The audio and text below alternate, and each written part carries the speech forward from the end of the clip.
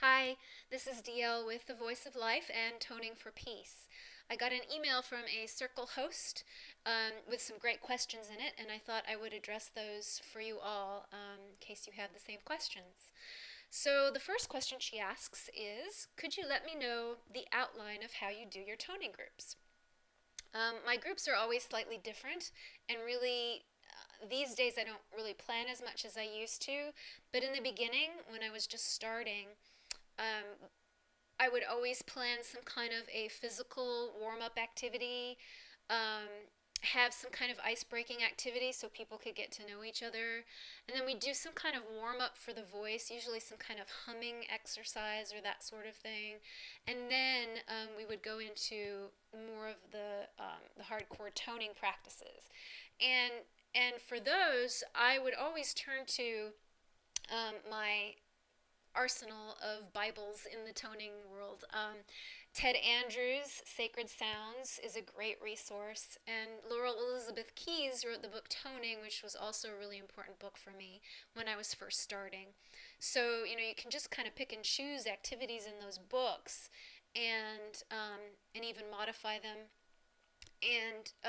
And then I would always do some kind of a processing for the group, whatever came up for them, um, what they noticed about doing the different sounds. And it's really valuable for people to hear how others in the group are experiencing the toning. It kind of helps get people thinking and noticing things on more and more subtle levels. Um, and then we'd usually do some kind of silence or meditation or closing. So that's how I would generally format my toning circles. After you tone, do you use a grounding tone to ground everyone, as the toning makes some people lightheaded? Okay. Um, Not specifically with a tone necessarily. You can ground with a tone, but you also can ground with breathing exercises or just like the silence or meditation. Um, and you can also do some kind of a visualization exercise where you're rooting people back into their bodies in the earth. So you really have a wide option there. But it is a good thing to do because, especially if people have to drive somewhere, you want to make sure that they really have come back into their bodies after toning. Um, Next question is also, is the meditation you do at the end silent or guided by your voice? And I've done both here, and it really depends on the energy of the group and also where I am at the end of a session. Sometimes something will just come through me in terms of a visualization, and I'll guide people.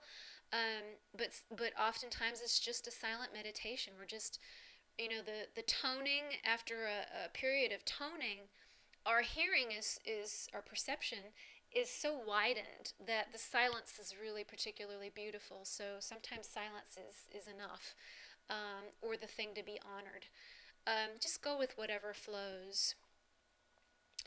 Do you have any meditation music during the meditation and or during the toning session? Okay, I love this question. I have used CDs in the past. I don't use them at every session. It's just kind of a variation. And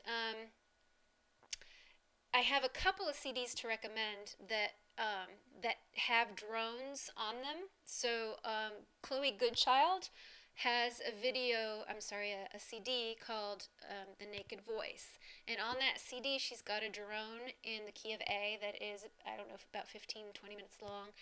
And so that's a great resource to be able to play that in the background of your groups. It gives people, especially people who are unfamiliar and still uncomfortable with toning, it gives them a platform um, which they can build upon. Another great CD is Marcia Sloan's Cello Drones CD, and that is drones in all the chromatic scale so that you can really vary the pitches that you're working with. And it also would help people kind of train their ears so they get to hear some of the different pitches and what works and what doesn't. Um, So, really good tools to use.